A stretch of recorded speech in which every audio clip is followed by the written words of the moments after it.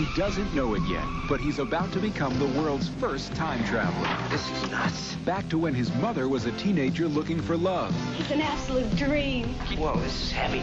Back to when his father needed a little push. I'm your density. It was a wonder I was even born. Meet Marty McFly, the first kid ever to get into trouble before he was even born. Steven Spielberg presents a Robert Zemeckis film, Back to the Future. Rated PG. Now at select theaters. Check newspapers. 1, 2, 3. Marchy McFly, Marchy McFly. Marchy McFly is Marchy McFly. Marchy McFly is Marchy McFly.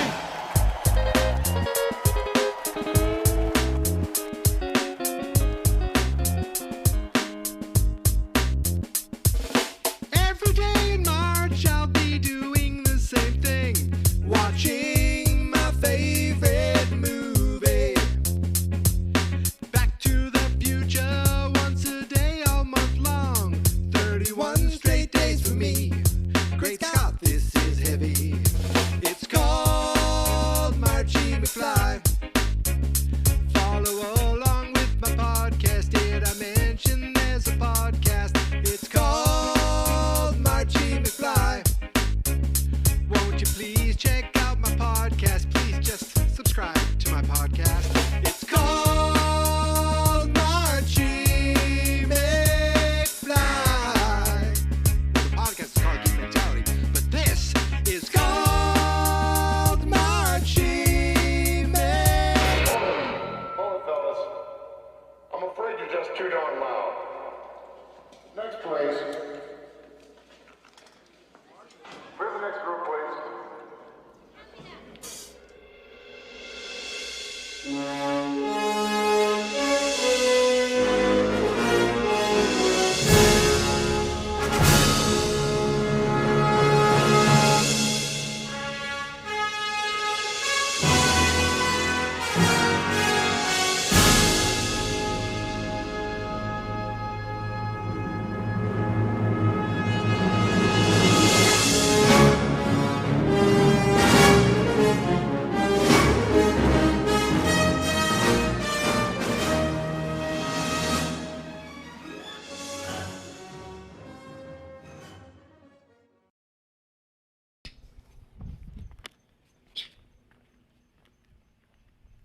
Day 29. For the 29th day in a row, no matter what, I watched Back to the Future.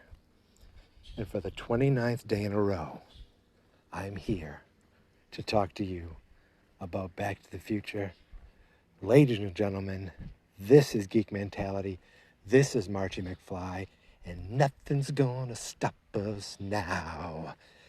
I am talking to you live from the warm, overcast, but very pleasant night in beautiful Naples, Florida. Hi, how are you doing? I am currently walking around my mother-in-law's neighborhood, my in-law's neighborhood. So every so often you may hear me wave hello to someone whose average age is 1,000. Maybe they're on their golf cart or sitting in their driveway. That is the Naples way. But I'm walking by palm trees. I'm in shorts. And sure, it got a little warmer back home, but I might even got a little bit of a tan.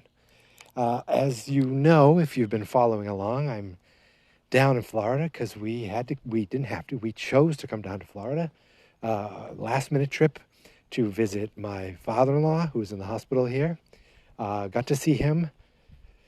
Yes, so last time I talked to you, I was getting on the airplane. It was a little turbulent, but a friend of mine named Christopher Morris, you may know him as a co-host of Fine Movies, Fine Spirits, and also a frequent contributor to Geek Mentality. He's called in for Movie Month and left voicemail messages. He's been on an episode of Joggist and, of course, an episode of Marchy McFly. Now, see, he has an excuse, or not an excuse, but he's got more of a reason. he's turned me on to the show. And when I tell you the show, you're going to think it's a little weird that a 44-year-old childless man is watching this Nickelodeon show. But this is a show that he's watched with his kids. I know his brother watches with his kids. Another guy we know watches with his kids. And my brother started watching with his kids.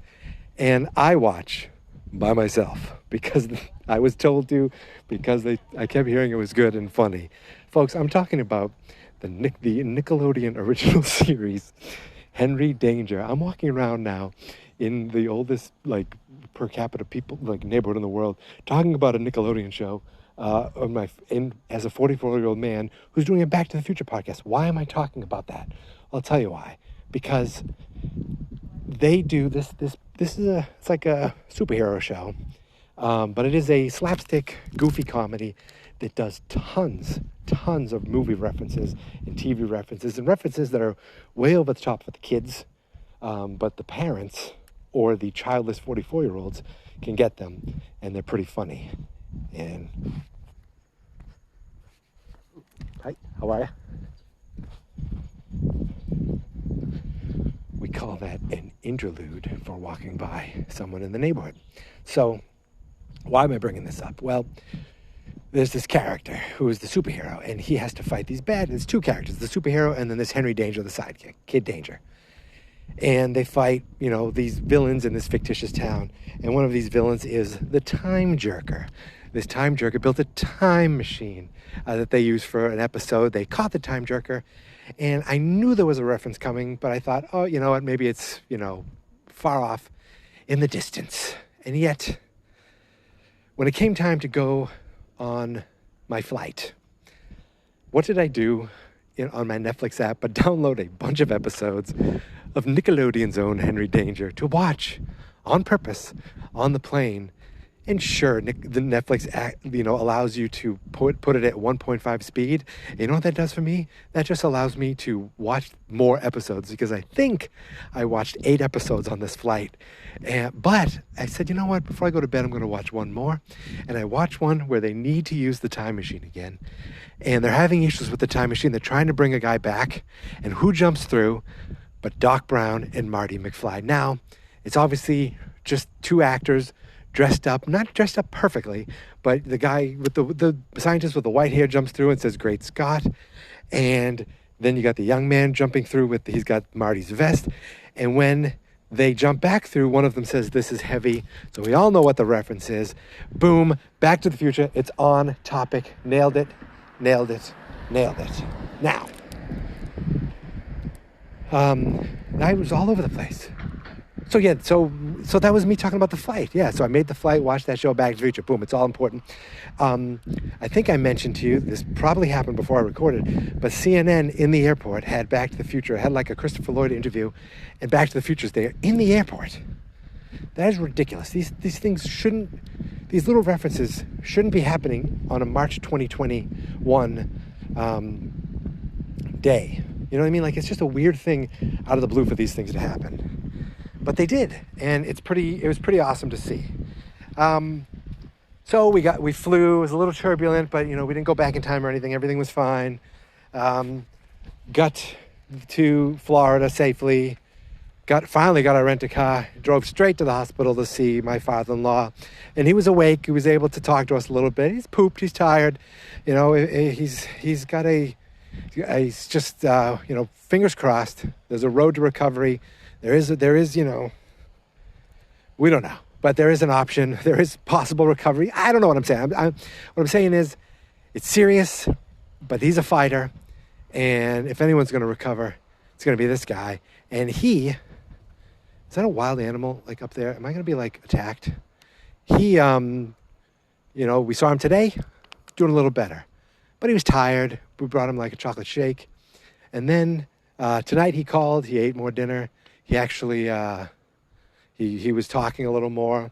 He's just pooped. He's got a bum knee. They got to get him moving, all that stuff. I mean, I don't want to continuously talk about that, because this isn't the real life podcast. And these little things that I'm doing here are just nice little distractions for me, I still got my notes here in front of me. And I'm like, here's the thing. I think I've talked about all these notes. Like I wrote down Kennedy, Marshall, Neil Canton. Those are the producers. Now I know Frank Marshall and Kathleen Kennedy have done so much stuff. Kathleen Kennedy is basically like in charge of Star Wars now, right? I mean, she's been doing producing for a long time. She's married to Frank Marshall, I believe. I don't know the name Neil Canton. I think I should look that up, and before I come out here and do a podcast. But when I tell you, this is like a guerrilla podcast. I'm out here amongst the palm trees, walking at 8 o'clock at night. There's little lizards on the ground. There's like a fountain in the middle of the water. I'm walking by my wife's uncle's house right now. I should go inside and see if they want to be on a podcast. The first question to me is, what's a podcast?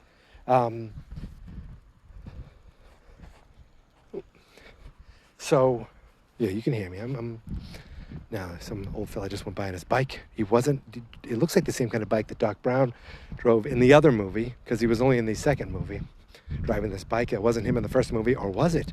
But it wasn't in the first movie. It is retconned as the story. Wow, it's actually pretty nice out here.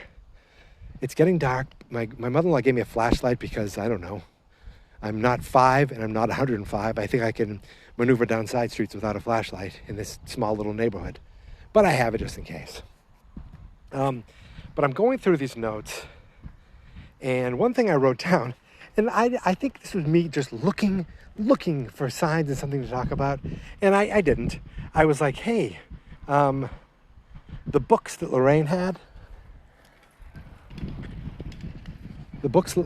okay, that was weird. I saw a kid just went by. For a second, I thought a topless woman went by on her bike, but it is a teenage boy, I believe. So I think he drove way too fast to be the average age of a person here. Anyway, things could happen. Yeah. So the books that Lorraine had in the cafe, in the diner, when George went to ask her out, I was like, well, what are those books? Like, there's something to talk about. Not really. It was For Whom the Bell Tolls, which is like, well, I can tell you it's a Metallica song. I don't know anything about it, except I know that it is a, like, classic. And then something else, the other book, all I could read was From the Portuguese. Yeah, I got nothing there.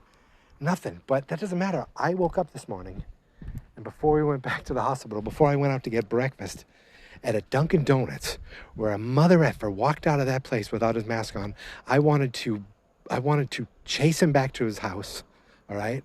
And I wanted to discourage him. That's all I'm going to say. I wanted to verbally discourage him. He probably wouldn't have cared, but look, I'm in Florida. What do you want from me? Okay? I brought the average mask-wearing percentage way up just by landing in this state. Yeah. Oh, did I talk about... I feel like I haven't talked about this one.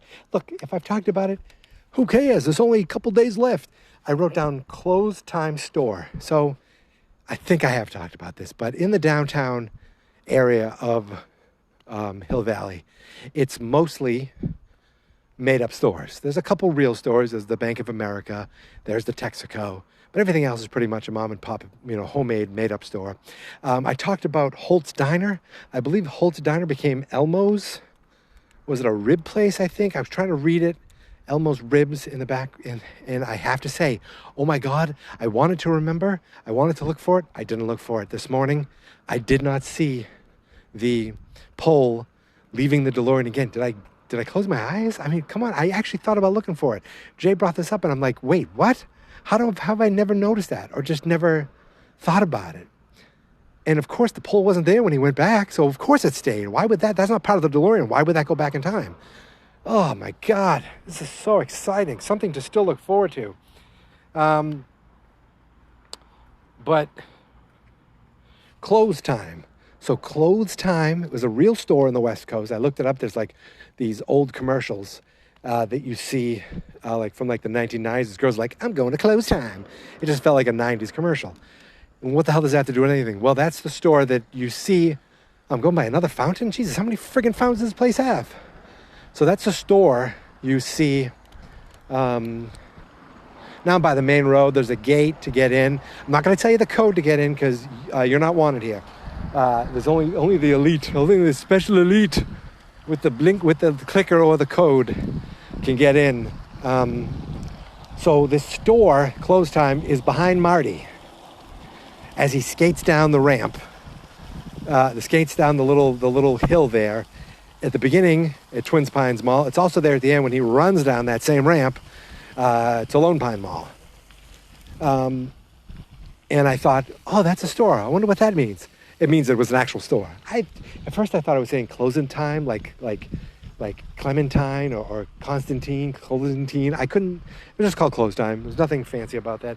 And yet I wrote it down as a note. I actually talked about, I don't think I've talked about any of this, but this movie, so my brother and I, have this language we speak. Not like twin languages where they make up these creepy shit. I'm talking we can converse to each other and reply to each other in text or in person and know exactly why we're doing it or what it's doing in movie quotes, We can constantly say, you can do that? Now, you might say, you can do that. What does that mean? That's a line from when they're cutting hair in Police Academy. They shave off the two guys' heads. Then the third guy comes in. He's like, just a little off the side. And the kid goes, you can do that? He's like, yeah, this ain't the Army. There's nothing to do with anything. But yet it's just been with me and my brother for, almost 40 years of talking about it. Hi, how are you doing? See, what you also don't know is I'm extremely friendly when you're on the other side of the road and I'm waving to you. When it comes to talking to you, I can button up a little.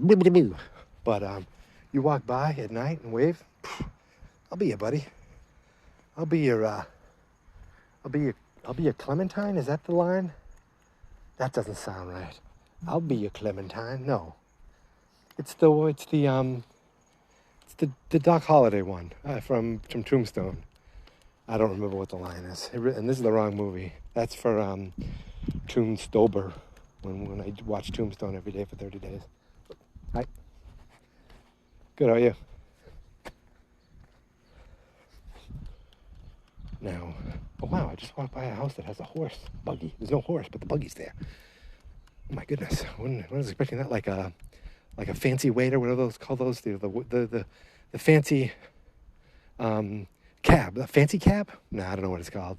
Anyway, you know what I'm talking about. Now, the fact that guy, if you heard that the man say hi to me, do I have to pay him residuals? Do I have to get him to sign a release or be on the podcast? I don't know. But anyway, I was talking about movie quotes and how we live in a world of movie quotes. And sometimes, the one that comes up a lot is we say please excuse the crudity of, whatever we're doing. We didn't have time to finish it. Or something like that comes up, please, and the other guy will be just like, looks great. That happens a lot. I've used a lot of these quotes. I've said, say hi to your mom for me. Don't nobody go nowhere. This one goes out to all you lovers out there. I think I've used that one just singing music. Your density. I've said this before. You know you want it. You know you want me to do it to you, and that one never works. You really think I ought to swear? That one, oh my God. Hey, you get your damn hands off of her. I'm afraid you just too darn loud.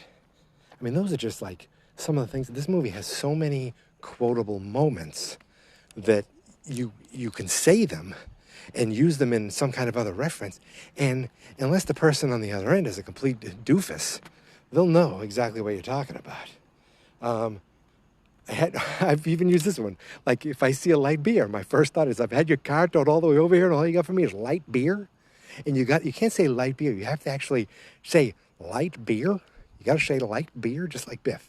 There's a specific way to do the quotes. I think I got them all there. I think I'm going to head back to the house now. I'm going to turn around, but I have to say, I think I did it. I mean, I definitely did it. Look, these last few days don't have the, state-of-the-art garage band production that the first 27 days had. But they still have two important things. One, they came after I watched Back to the Future today. And two, it's my voice. I didn't do like a recording of Nigel McMuffin or some stupid crap like that. I wish I could do another note from somebody, I don't know. But it is what it is. Ooh, twinkly lights. I'm easily distracted. There's a golf cart that has twinkly lights on it.